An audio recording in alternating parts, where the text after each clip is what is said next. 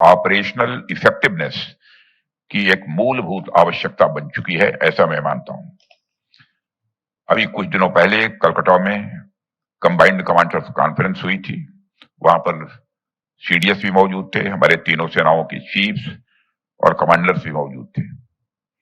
और उस कॉन्फ्रेंस में हमारी तीनों सेनाओं के चीफ्स और कमांडर्स तो मौजूद थे ही, प्रधानमंत्री जी ने उस कॉन्फ्रेंस को संबोधित किया था। और प्रधानमंत्री जी ने भी अपने संबोधन में ज्वाइंटनेस और इंटीग्रेशन पर काफी बल दिया था। और हमारी सरकार का तो ध्येय ही यही है कि हम तीनों सेनाओं के बीच ज्वाइंटनेस तथा इंटीग्रेशन को जितना भी बढ़ावा दे सकते हैं, हमें बढ़ावा देना चाहिए। और हमारी सेनाएं न सिर्फ दुनिया की सर्वश्रेष्ठ सेनाओं में गिनी जाती हैं, बल्कि उनके वैल्यूज और उनकी अप्रोच की भी दुनिया में सराहना होती है। और हमारी यह सर्विस की अपनी गौरवशाली परंपरा रही है। और परंपरा के साथ मैं यह मानता हूं कि हमारी यह पहचान भी रही है। साथ ही दशकों के अनुभव से उनकी ऑपरेशनल टेक्निक्स, टैक्टिक्स और प्रोसीजर्स भी डेवलप हुई हैं। हमारी सेनाओं का यह जो अनुभव है वह देश की अलग अलग ज्योग्राफिकल कंडीशंस में हुए ऑपरेशंस और उसके लिए लगातार किए जा रहे प्रयासों से ही आया है। कभी हिमालय के ऊंचे बर्फीले शिखरों पर, कभी हिंद महासागर की गहराइयों में, कभी घने जंगलों और तपते रेगिस्तानों में, और कभी आसमान में ओपन स्काईज में लगातार काम करके इतना व्यापक अनुभव हमारी सेनाओं के पास आया है। और यह अनुभव पीढ़ी दर पीढ़ी हमारी सेनाओं में ट्रांसफर भी होता गया है।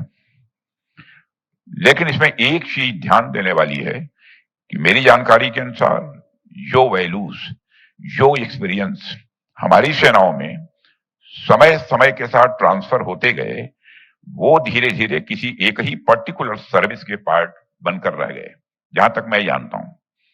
यानी अगर हमारी आर्मी ने कोई नई चीज सीखी तो वह नॉलेज आर्मी में ही रह गई।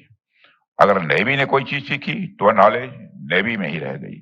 अगर एयरफोर्स ने कोई चीज सीखी तो यह नॉलेज एयरफोर्स में ही रह गई। कहने का मतलब है कि जिसने जो भी सीखा उसकी वह सीख, उसकी वह लर्निंग खुद तक ही सीमित रह गई। किसी दूसरी सेना के अंग को उस एक्सपीरियंस का उतना फायदा शायद नहीं मिला जितना कि मिल सकता था। अब जब हम आज की दुनिया पर नजर डालते हैं तो हमें इस बात को स्वीकार करना ही पड़ेगा कि आज दुनिया बहुत तेजी से बदल रही है। 21वीं सदी में सिक्योरिटी का स्वरूप काफी हद तक बदल चुका है। थ्रेट्स पहले से कहीं अधिक कॉम्प्लेक्स भी हो गए हैं।